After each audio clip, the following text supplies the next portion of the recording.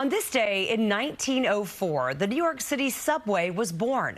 In honor of the 120th anniversary, some people were able to take a ride down memory lane today. Passengers hopped on two vintage trains along the city's first ever subway route. Tonight, transportation reporter Elijah Westbrook looks at how the subway has transformed neighborhoods. One of many well-known landmarks of New York City include the ribbon of steel that in certain neighborhoods hovers above streets. The subway can create identities within communities, and for some, it can be a lifeline to other parts of the city. It's certainly the case for Nathan Blake, a Canarsie, Brooklyn resident, photographer, and subway enthusiast. From the sounds of the R211 acceleration, from the rattling subway cars, it's amazing. It gives that adrenaline rush. I caught up with Blake at the Hoyt-Schermerhorn station in downtown Brooklyn, where he sometimes works. This day, we took the journey to his home stop, Rockaway Parkway on the L train, the southern endpoint on the line. It is a transit desert because in the vicinity, it's mostly bus rapid transit. It was about a 35-minute ride from downtown Brooklyn. When we arrived, it was clear we're transcended in a different neighborhood.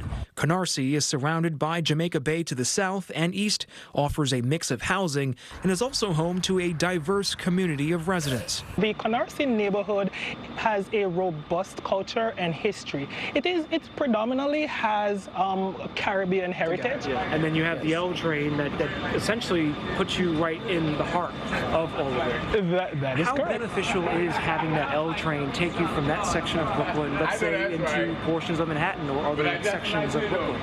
Well, it's very efficient. The L train is like a unicorn. It's like when you're there, you're on the train and you go through neighborhoods. Historians say subway service to Canarsie began in 1906. Today, the line serves more than 300,000 riders, according to the Regional Plan Association.